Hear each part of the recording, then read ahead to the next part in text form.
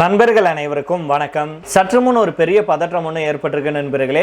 55 ஆண்டுகள்ல இதுதான் முதல் முறை அப்படின்னு சொல்லப்படுது. அதாவது பாகிஸ்தான் இந்திய பகுதிக்குள்ள நுழையிறதுக்கு திட்டமிட்டிருக்கு அப்படிங்கிற தகவல் வெளியாயிருக்கு. மீண்டும் பாகிஸ்தான் வாலாட்டன்னு பார்க்குறாங்க. ஆனால் அப்போ விட்டுட்டோம், இப்போ நாங்கள் சும்மா விட மாட்டோம் அப்படின்னு இந்தியா களத்தில் இறங்கியிருக்காங்க. அப்படி எந்த பகுதியில் பாகிஸ்தான் களமிறங்கியிருக்கு அப்படிங்கிற தகவலை நம்ம இந்த வீடியோவில் தெரிஞ்சுக்கலாம். அதை தொடர்ந்து பார்த்தீங்கன்னா பற்றி எரிய ஆரம்பிச்சிருக்கு பங்களாதேஷில் இப்போ ஒரு மிகப்பெரிய ஒரு பிரளயமே வெடிக்க ஆரம்பிச்சிருக்கு நண்பர்களே. இதனால கடும் கோபத்தில் இந்தியா இருக்காங்க. இது எதனால அப்படிங்கிறத நம்ம இந்த வீடியோவில் தெரிஞ்சுக்கலாம். அதை தொடர்ந்து பார்த்தீங்கன்னா இந்தியா மேலே மட்டும் கையை வைங்க, அப்புறம் நடக்கிறதே வேற அப்படின்னு இப்போ இந்தியாவுக்காக களமிறங்கியிருக்காங்க. அது யார் என்ன அப்படிங்கிறத நம்ம இந்த வீடியோவில் தெரிஞ்சுக்கலாம். அதுக்கு முன்னாடி நம்முடைய சேனலை சப்ஸ்கிரைப் பண்ணலைன்னா மறக்காம சப்ஸ்கிரைப் பண்ணிக்கோங்க. புதுசாக நம்முடைய வீடியோ பார்த்துட்டு இருக்கீங்கனாலும் சப்ஸ்கிரைப் பண்ணிட்டு அந்த பெல் ஐக்கானை கிளிக் பண்ணிக்கோங்க. அதே போல் ஃபேஸ்புக், இன்ஸ்டாகிராம்லையும் வீடியோக்கள் போகிறோம், அங்கேயும் தவறாமல் ஃபாலோ பண்ணிக்கோங்க. பாகிஸ்தான் கடற்படை வங்களா விரிகுடாவில் தன்னுடைய ஹங்கோர் நீர்மூழ்கி கப்பல் மூலமாக மீண்டும் நுழைய முயற்சி செஞ்சிருக்கு. சுமார் 55 ஆண்டுகளாக இந்த பக்கமே வராமல் இருந்த பாகிஸ்தான் திடீரென வங்களா விரிகுடா பக்கம் வர்றதுக்கு என்ன காரணம், இதன் பின்னணி தொடர்பாக தான் நம்ம விரிவாக இந்த வீடியோவில் தெரிஞ்சுக்க போகிறோம். இந்திய பாகிஸ்தான் இடையே எப்போதும் நல்ல உறவு இருந்ததே கிடையாது. எல்லை தாண்டிய பயங்கரவாதத்தை பாகிஸ்தான் ஊக்குவிப்பதே இதுக்கு முக்கிய காரணமாகும். இதற்கிடையில தான் கடந்த 55 ஆண்டுகளுக்கு அப்புறம் முதல் முறையாக பாகிஸ்தானுடைய கடற்படை வங்களா விரிகுடா பக்கம் எட்டி பார்த்திருக்கு. ஹங்கோர் அப்படிங்கிற பெயர் இந்திய பாகிஸ்தான் கடற்படை வரலாற்றில் ஒரு மறக்க முடியாத வடு அப்படின்னே சொல்லலாம். அதாவது 1971ஆம் ஆண்டு போரின் போது பாகிஸ்தானுடைய PNS ஹங்கோர் நீர்மூழ்கி கப்பல் இந்தியாவுடைய INS குக்ரி போர்க்கப்பலை தாக்கி மூழ்கடிச்சிச்சு. சுதந்திரத்துக்கு அப்புறம் இந்திய கடற்படை கப்பல் ஒன்று போர்க்காலத்தில் மூழ்கடிக்கப்பட்ட முதல் நிகழ்வு இதுவாகும். தற்போது 55 ஆண்டுகளுக்கு அப்புறம் அதே ஹங்கோர் அப்படிங்கிற பெயர்ல புதிய நீர்மூழ்கி கப்பல் பாகிஸ்தானுடைய கடற்படையில இணைஞ்சிருக்கு. பாகிஸ்தான் தன்னுடைய கடற்படையை நவீனப்படுத்தும் முயற்சியில சீனாவிலிருந்து 8 ஹங்கோர் கிளாஸ் நீர்மூழ்கி கப்பல்களை வாங்க ஒப்பந்தம் செஞ்சிருக்கு. இதுல முதல் கப்பல் கடந்த வாரம் கராச்சி வந்தடைஞ்சிருக்கு. இது ஏர் இண்டிபெண்டன்ட் ப்ரொபல்ஷன் தொழில்நுட்பத்தை கொண்டது அப்படின்னு சொல்லியிருக்காங்க. இதனால நீண்ட நாட்கள் நீர்க்கடியில மறைஞ்சிருக்க முடியும் அப்படின்னு சொல்றாங்க. அதே போல எதிரிகளால் இதை கண்டறிவது கடினம் அப்படின்னு சொல்றாங்க.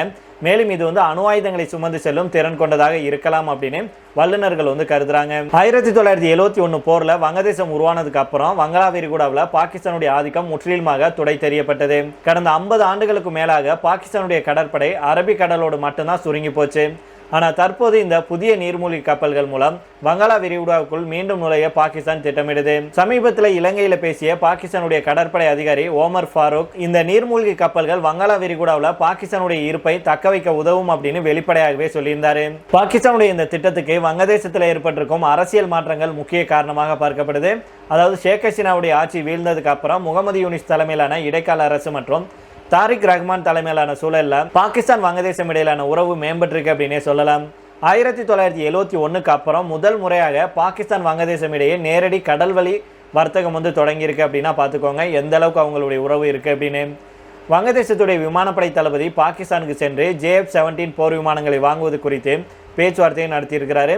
1971க்கு அப்புறம் முதல் முறையாக 2025 நவம்பர்ல பாகிஸ்தானுடைய PNS போர்க்கப்பல் வங்கதேச துறைமுகத்துக்கு வந்து சென்றது அப்படிங்கிறதும் குறிப்பிடத்தக்கது. இந்த மாற்றங்களை எல்லாம் இந்தியா கூர்ந்து கவனிச்சுட்டு வர்றாங்க. ஏன் அப்படின்னா வங்களா விரிகுடா இந்தியாவுக்கு ரொம்பவுமே முக்கியமானது. விசாகப்பட்டினத்தில் இருக்கும் கிழக்கு கடற்படை தளம் மற்றும் அந்தமான் நிக்கோபார் தீவுகள் இந்தியாவுடைய பாதுகாப்புக்கு மிக முக்கியமானவை.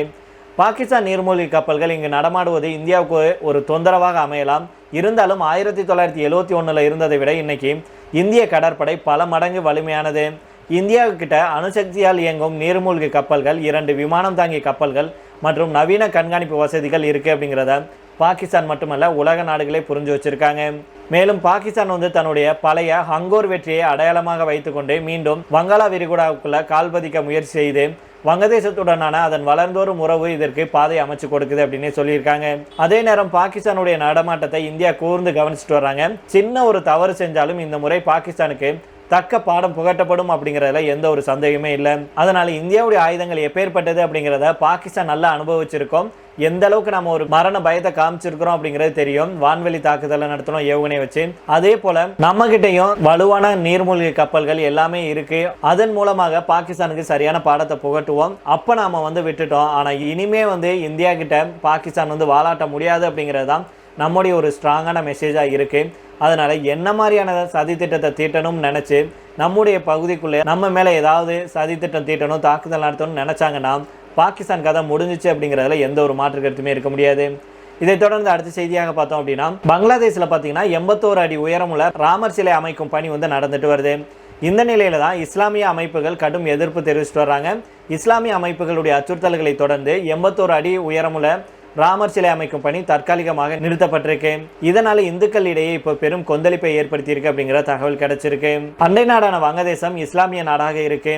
அங்கே இந்துக்கள் வந்து சிறுபான்மையினராக இருக்காங்க. வங்கதேசத்தில் வெடித்த வன்முறையை தொடர்ந்து பிரதமராக இருந்த ஷேக் ஹசீனா நம்முடைய நாட்டில் தஞ்சமடைஞ்சாரு. இதனையடுத்து 1.5 ஆண்டுகள் இடைக்கால அரசு நடந்தது. முகமது யூனிஸ் தலைமையிலான இந்த அரசு நடந்த போது இந்துக்கள் மீது தாக்குதல்கள் நடத்தப்பட்டது. இந்துக்கள் வந்து அடித்து கொல்லப்பட்டாங்க.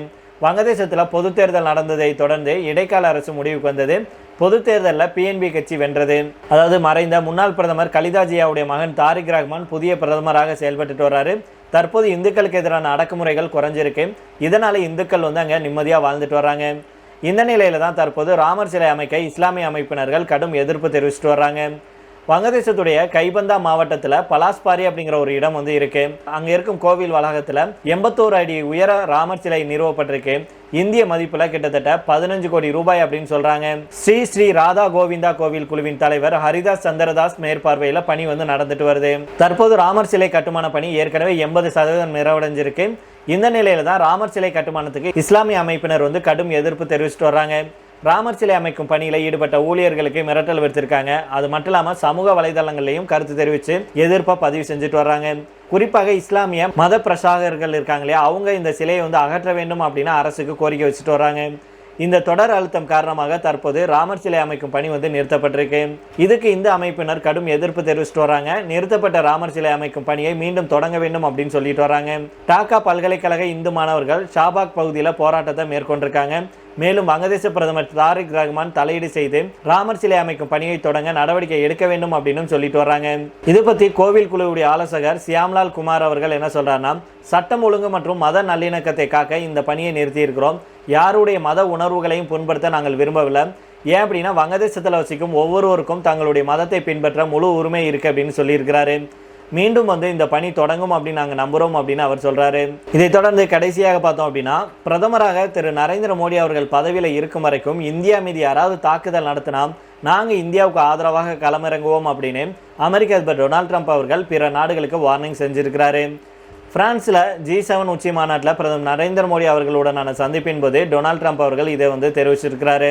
G7 அமைப்பு அப்படின்னா அவங்க எல்லாத்துக்கும் தெரியும். அதில் வந்து France, America, Britain, Germany, Japan, Italy, Canada மற்றும் ஐரோப்பிய ஒன்றியம் உள்ளிட்டவை அங்கம் வகிக்கிறாங்க. இந்த அமைப்பில் நம்முடைய நாடு வந்து உறுப்பினராக இல்லை. இந்த நிலையில தான் G7 நாடுகளுடைய உச்சி மாநாட்டுக்கு பிரான்ஸ் வந்து தலைமையேற்றது. பிரான்ஸ் அதிபர் இமானுவேல் மேக்ரோன் தலைமையேற்றாரு. பிரான்ஸ் நகரில் நேற்று தொடங்கிய G7 நாடுகளுடைய உச்சி மாநாட்டில் பிரதமர் மோடி அவர்கள் பங்கேற்றாங்க. நம்முடைய நாடு உறுப்பு நாடாக இல்லாவிட்டாலும் கூட பிரான்ஸ் அதிபர் இமானுவேல் மேக்ரோன் அழைப்பை ஏற்று சிறப்பு விருந்தினராக பங்கேற்றாரு. G7 மாநாட்டுடைய 2வது நாள் அமர்வு இன்னைக்கு நடந்துச்சு. இன்னைக்கு பிரதமர் மோடி அவர்கள் அமெரிக்க அதிபர் டொனால்ட் ட்ரம்ப் ஆகியோர் சந்திச்சு பேசினாங்க. இன்று அப்படின்னா நேற்றைய தினம் நண்பர்களே, அப்போது 2 தலைவர்களும் பல்வேறு விஷயங்கள் பற்றி விவாதிச்சாங்க.